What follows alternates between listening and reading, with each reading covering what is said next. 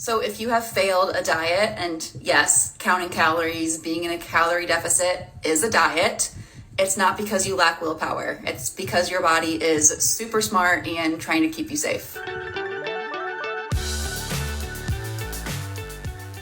Hello YouTube, and welcome to the Body Honesty Project. My name is Lydia, and today I have for you another thin dietitian spreading some misinformation about calories and dieting. Now, I had never seen this particular dietitian before, but thanks to Katie, who has been on the channel many times before, she sent me this video and I just had to comment on it. It's only 1 minute long, but there are so many things wrong with it. So let's get into it. The whole concept of willpower is a joke. You can't will yourself to stop breathing. Eating less than you need is hard cause your physiology is smart. Read it again. Read it again. Thanks to diet culture, we have literally forgotten that calories are a good thing. Food is a good thing. Eating is a good thing. We literally need to do it, and it's okay to actually enjoy it too. When you are in a calorie deficit, especially if you're doing it for a long time, you quite literally are not giving your body the energy that it needs. It's kind of like if you're not allowed to breathe as deeply as you need to breathe. And what happens when you finally get the chance to breathe again? You're probably going to be gasping for air, taking a really big breath. The same thing happens with food. If we've been restricting for a long time, and even if we're doing it in the name of health, when we finally either give ourselves permission to eat more or our willpower gives up and we cave, we're likely going to eat past what we think we should. So if you have failed a diet, and yes, counting calories, being in a calorie deficit is a diet, it's not because you lack willpower. It's because your body is super smart and trying to keep you safe. So I know what you're thinking. How many possible incorrect statements can be delivered in 60 seconds? Because that's exactly what I was thinking. So let's break them down point by point. Let's start at the beginning when she asserts that thanks to diet culture, we have literally forgotten that calories are a good thing. Okay, yes, we need calories to survive, but there is such a thing as excess calories or a surplus of calories, just like every other freaking health promoting behavior. We need sunlight. We need vitamin D. It's bad for us to stay inside. But what happens if you sponge up too much sun? Well, you can get a sunburn. You can get skin cancer. It's not good for you. We also know that we're supposed to stay hydrated, which means drinking lots of water. But you could become intoxicated by it and even potentially die. The same thing applies with exercise. We know that exercise is good for us. We know that we're supposed to move our bodies. But if you exercise too much, you can get injured. You can push yourself too hard. You can have injuries. So yes, too much of this good behavior can be bad. So simply stating that we need calories to exist is a really stupid argument. Yes, we do need to eat. Yes, we do need calories. But there is such a thing as too many calories. Then she went on to talk about calorie deficit. When you are in a calorie deficit, especially if you're doing it for a long time, you quite literally are not giving your body the energy that it needs. Now, I'm going to say something a little controversial.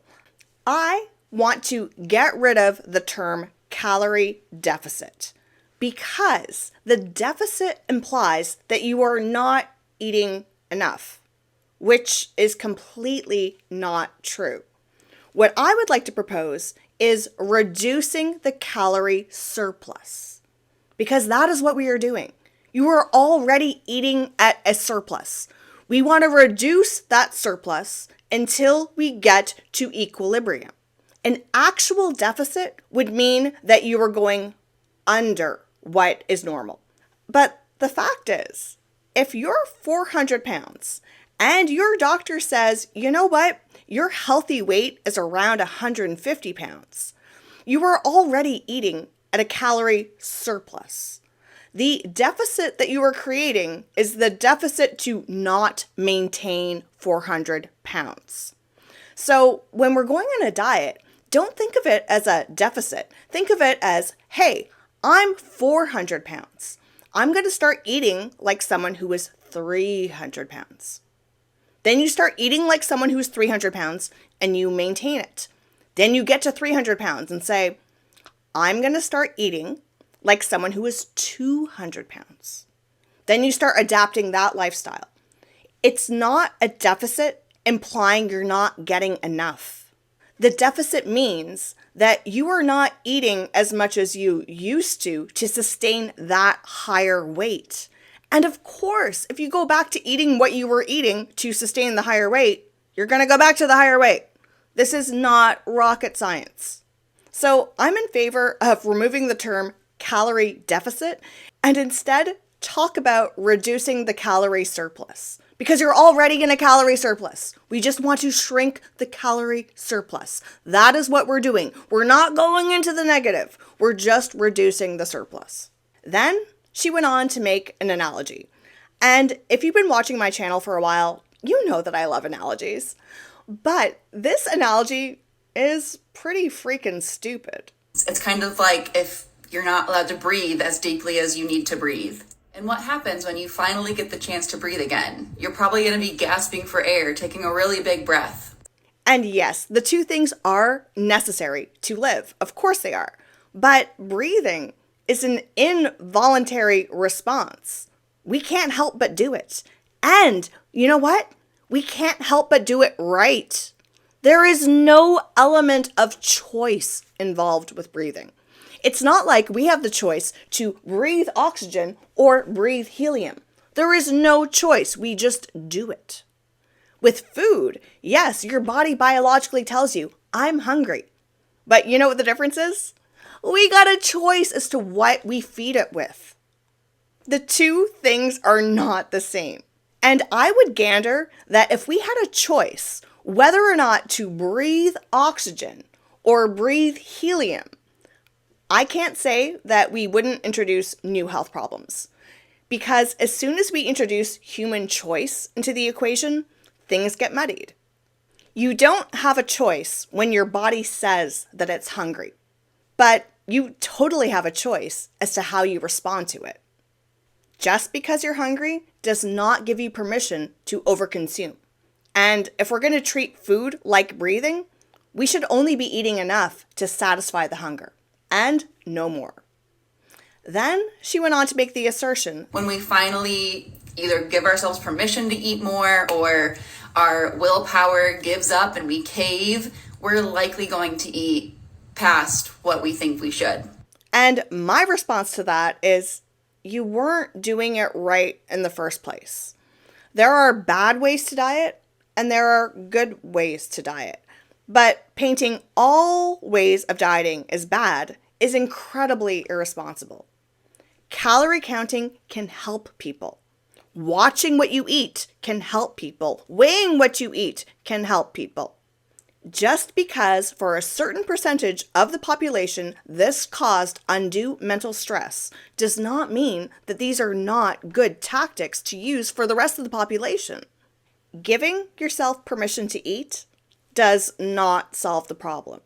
Telling yourself lies does not solve the problem. This whole permission to eat thing seems to me like permission to not live up to the expectations that I set for myself.